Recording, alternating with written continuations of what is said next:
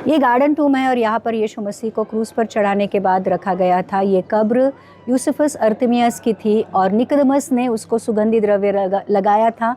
और यहाँ पर यीशु मसीह को शब्बात था, शुक्रवार को रात को रखा गया था और रविवार को सुबह जब देखा गया तो जो पत्थर था वो हटाया गया था और यीशु मसीह उस कब्र में नहीं था। तो आज भी हम देख सकते हैं यीशु की जो कब्र जहाँ पर यीशु मसीह को रखा गया था वो खाली है। इसका मतलब ये है कि हमारा यीशु मसीह मृत्यु में से जिंदा हो गया है, पुनरुत्थानित हुआ है और इसलिए जो कोई भी यीशु पर विश्वास करेगा उसके लिए आशा है कि अगर हम उसके ऊपर विश्वास करते तो हम मरेंगे तो भी मरेंगे नहीं, लेकिन जी उठेंगे। जब यीशु मसीह आएगा एक वैभवी देह के साथ, हम भी पुनरुत्थानित होंगे। तो ये जो खाली कब्र है हमें आशा देती है, विश्वास देती है और हमारे आनंद का कारण है मसीह लोगों के लिए कि हम यीशु में हैं तो मरेंगे नहीं, उसके साथ अनंत काल तक जीवित रहेंगे। आमीन।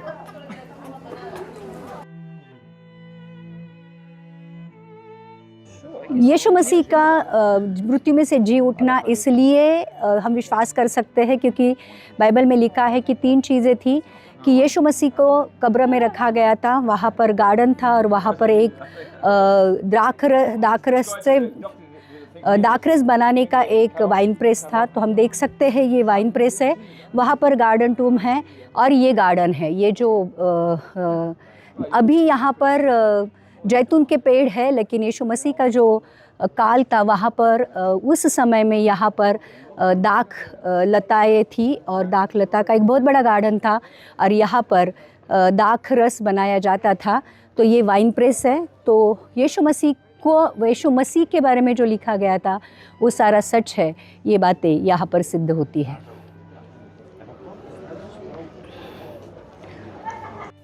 यीशु को गेत्सेमने से पकड़कर पिलात के पास, हेरोद के पास, फिर सूली पर चढ़ाया गया। 2 चोरों के बीच शाम होते जोसेफ ऑफ अरिमतिया ने पिलात से शरीर मांगा और इस नई कब्र में रख दिया। निकोदेमस ने मसाले लाए। महिलाएं दूर से देख रही थी। तीसरे दिन सुबह सुबह मैरी मगदलिनी, मैरी और सलोमी कब्र पर आई। पत्थर हटाया हुआ, कब्र खाली। स्वर्गदूत बोला, क्यों जीवित को मुर्दों में ढूंढती हो? वो यहां नहीं, वो जी उठा है। लूका 24:5।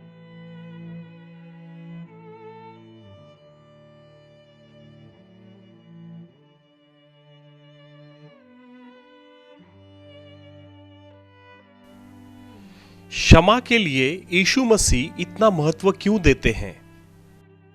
क्षमा क्षमा क्षमा क्षमा। और आज पूरी दुनिया एक दूसरे को क्षमा नहीं कर रही है। क्यों नहीं कर रहे हैं? क्योंकि उसके पीछे जो शक्ति है उस शक्ति को क्षमा नहीं मिली थी। एक है जो पूरी दुनिया को क्षमा का संदेश दे रहे हैं, शांति का संदेश दे रहे हैं, और एक जो है जिसके बारे में मैं बात कर रहा हूं, जो आकाश से गिरा है और उसको क्षमा नहीं मिली थी। उसकी ये इच्छा है कि किसी को क्षमा नहीं मिलनी चाहिए। और यीशु मसीह ने जो सब में पहला मास्टर स्ट्रोक खेला है वो क्या है? वो है क्षमा। और पूरी दुनिया को जो क्षमा मिली वो इसी जगह पर मिली है, और इसलिए आप और हम इस जगह पर उपस्थित हैं, और इसलिए उस अभिवचन के देश के हम आज वारिस हैं। Thank you. Very nice. Very nice. All glory to God. All glory to God. यीशु मसीह क्रूस के ऊपर गए और जो सब में पहला उन्होंने शब्द जो बोला है, पिता इन्हें क्षमा कर क्योंकि ये नहीं जानते कि क्या कर रहे हैं। है पिता इन्हें क्षमा कर क्योंकि ये नहीं जानते कि क्या कर रहे हैं। और जैसे हमको एक सवाल आता है हरदम, और यीशु मसीह जाते हैं और सब में पहले क्षमा के बारे में क्यों कहते हैं? और पहला जो शब्द उन्होंने बोला वो था क्षमा के बारे में। और यीशु मसीह वहां पर जाते हैं और कहते हैं क्या ए पिता इन्हें माफ कर, ये क्या कर रहे हैं इन्हें नहीं पता। यीशु मसीह ऐसा क्यों कहते हैं? कभी हमको ये सवाल आया है और उसके पीछे कारण है। जब यीशु मसीह को स्वर्ग जाने के रास्ते जब पूछे शिष्यों ने, और जिस जिस जगह पर यीशु मसीह को स्वर्ग के बारे में पूछा गया, तो उसने कुंजी बताई कि आपने क्या करना चाहिए। और सब में पहले जो उसने चाबी बताई है, और वो है एक दूसरे को माफ करो, और वो है एक दूसरे को माफ करो। अभी यीशु मसीह कहां पर है? यीशु मसीह है क्रूस के ऊपर। और यीशु मसीह क्या कर रहे हैं? अभी वो उनके पेपर दे रहे हैं, और यीशु मसीह की अभी एग्जाम हो रही है। और परीक्षा में वही सवाल आते हैं जिसकी हमने पढ़ाई की है, और आप जिस विषय का अभ्यास करते हो उसी के सवाल आपको आते हैं, तो अलग आपको सवाल आने वाले नहीं। और यीशु मसीह ने 33 साल के जीवन काल में जो जो बताया था वही उसको क्रूस के ऊपर करना था, और वही परीक्षा है। जब भी उसको पूछा गया कि स्वर्ग में जाने के लिए क्या करना चाहिए, तो उसने कहा एक दूसरे को क्षमा करो। कितनी बार क्षमा करो? 7 के 70 बार।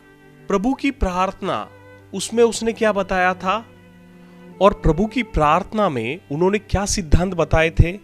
और जिस प्रकार हमने अपने अपराधियों को क्षमा किया है, अभी कौन अपराधी है और कौन किसका अपराधी है? और जैसे यीशु मसीह ने जो सामने उसके विरुद्ध जो अपराध कर रहे थे उनको माफ किया, स्वर्गीय पिता ने यीशु मसीह को माफ किया। जैसे यीशु मसीह ने नीचे माफ कर दिया सबको, स्वर्गीय पिता ने उसको माफ कर दिया। तो ये एक सिद्धांत है, उसको उसके अपराधियों को माफ करना पड़ेगा। और हम कहते हैं कि सबके पाप माफ हुए, तो वो कहां पर हुए? वो इस जगह पर हुए। तो इस जगह पर सबके पाप माफ हुए, और उसने क्या कहा था यहां पर? ए पिता, इन सबको क्षमा कर, ये क्या कर रहे हैं इन्हें पता नहीं। हम उसके अपराधी थे। जैसे उसने हमारे अपराधों को माफ किया, अभी अपराध किसके ऊपर है? अभी अपराध जो है वो यीशु मसीह के ऊपर है। तो सिद्धांत क्या है?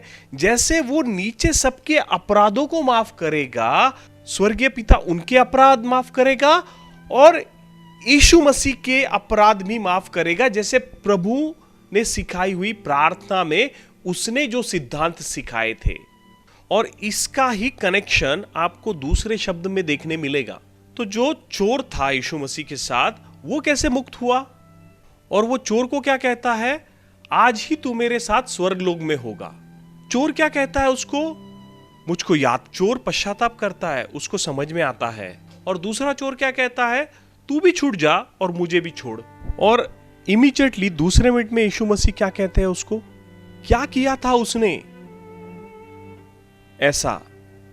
तो सिद्धांत क्या है?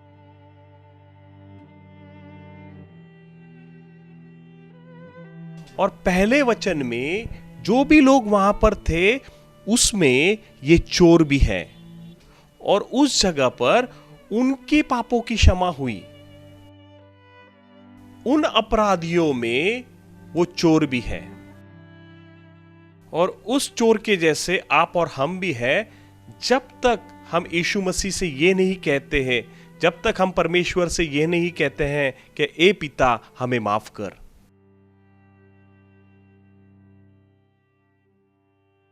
और ये एक बहुत अद्भुत सिद्धांत है परमेश्वर के। और वो जो क्राइटेरिया परमेश्वर ने बनाया था ना, उसमें हम अभी है। उसने भी चोरी की थी, हम भी चोरी करते हैं। और हमारे जीवन में भी बहुत सारी अयोग्य चीजें हैं, लेकिन हम में एक विश्वास है।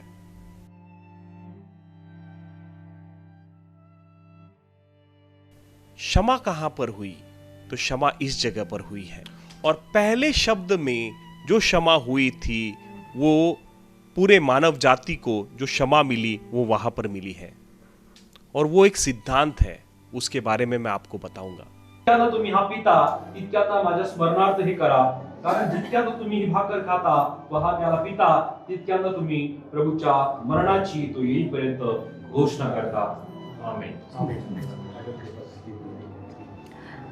हा थोडंसं ते पण वाचा. म्हणून जो कोणी अयोग्य प्रकारे ही भाकर खाईल अथवा प्रभूचा प्याला पेईल तो प्रभूचे शरीर व रक्त या संबंधाने दोषी ठरेल. म्हणून माणसाने आत्मपरीक्षण करावे आणि मग त्या भाकरीतून खावे व त्या प्यालातून प्यावे. कारण त्या शरीराचे मर्म ओळखल्याशिवाय जो खातो व पितो तो खाण्याने व पिण्याने आपल्यावर दंड उडवून घेतो.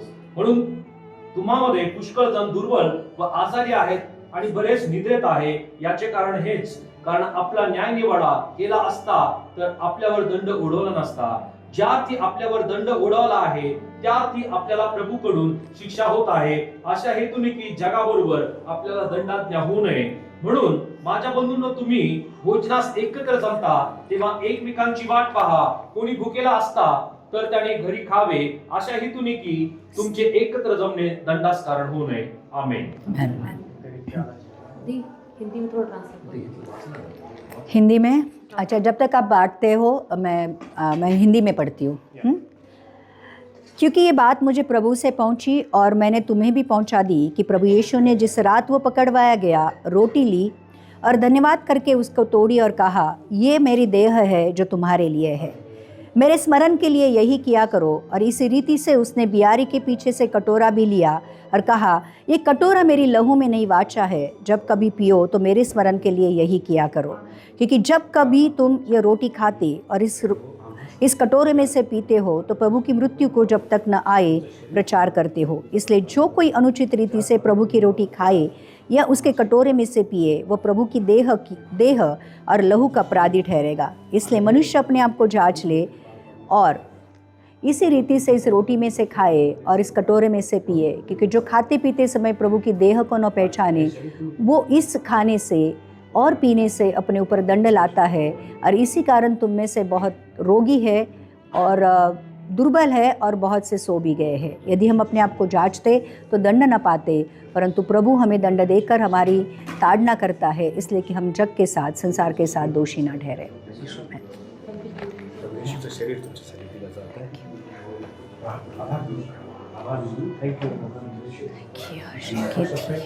सहा लगा दिवशी की सहा लगा दिवशी की थी सुखा थी सहा लगा दिवशी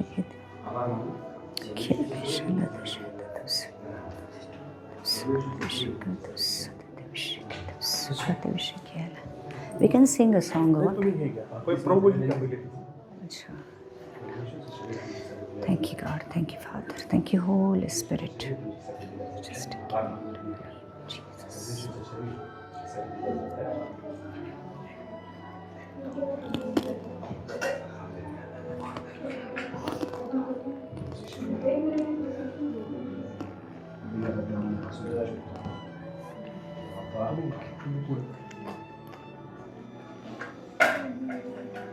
We can sing a song.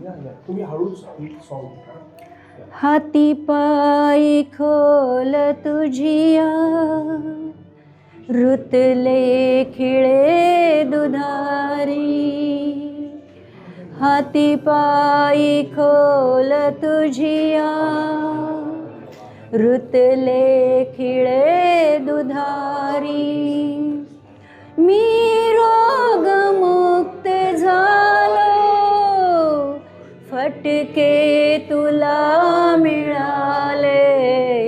जखमी करून तुझला मला सर्वरे मिळाले. जखमी करून तुझला मला सर्वरे पाहून येशू तुझला धिक्कारिले जगाने. पाहून येशू तुझला धिक्कारिले जगाने. पामी आता सापच तुला मिळाले. जखमी करून तुझला मला सर्वरे मिळाले. जखमी करून तुझला मला सर्वरे मिळाले. मी वेचिले फुलांना काटे ख्रिस्ता मिळाले. मी वेचिले फुलांना काटे ख्रिस्ता मिळाले. जखमी करून तुझला मला सर्वरे मिळाले. जखमी करून तुझला मला सर्वरे मिळाले. येशूचे रक्त शुद्ध फार. कोणी राहिलंय का? Anyone is remaining? कोई रह गया है तो हाथ उठाए.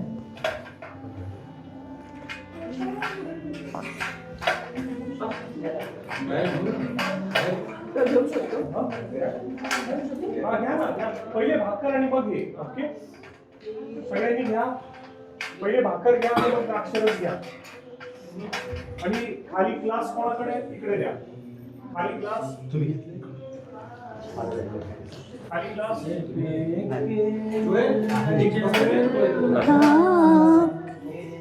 देख ले लहू की धारा, सिर्फ एक नजर उठा के देख ले लहू की धारा, पाप धुल सकेंगे आज ही. We will put our 50 this time shekel. anything you want. पाप धुल सगळ्यांनी सके. लक्ष द्यायचे प्लीज. आता आपण ऑफरिंग घेणार आहोत चर्च मध्ये. आणि या ठिकाणी एवढ्या चर्च मध्ये आपण गेलो, पण या ठिकाणी आल्याच्यानंतर हे आपलं चर्च आहे आणि हे खूप महत्वाचं ठिकाण आहे प्रोटेस्टंट कम्युनिटीसाठी. तर ऑफरिंग आपण या ठिकाणी टाकूया आणि ऑफरिंग. मी एक गोष्ट थोडीशी या ठिकाणी शेअर करत, एक 5 मिनिटं फक्त. आपण जाऊ आणि जसं जसं पुढं पुढं जाऊ खूप सारं डिस्कस करायला आहे. प्रभूने शिकवलेली प्रार्थना म्हणू. येस. तुझे नाव पवित्र मानले जाऊ, तुझे राज्य येऊ, जसे स्वर्गात तसे पृथ्वीवरी, तुझ्या इच्छेप्रमाणे हो. आजची रोजची भाकर समाज दे, आणि जसे आपल्या ऋणात सूड सोडली आहे तसेच आमचे रुमास सोड, आणि आम्हास प्रश्नेचा नकोस तर आम्हास वाईटापासून सोडो, कारण की राज्य सामर्थ्याने गौरव ही सर्व काळ तुझीच आहे. आमेन आमेन आमेन. पाच आशीर्वाद द्या. देवसु बाप, देवसु पुत्र, देवसु पवित्र आत्मा, या त्रिदेवाची सुख, शांती, आनंद, समृद्धी इथे जमलेल्या प्रत्येकाबरोबर प्रभू येशू ख्रिस्ताच्या दुसऱ्या आगमनापर्यंत सदोदित असो. आमेन.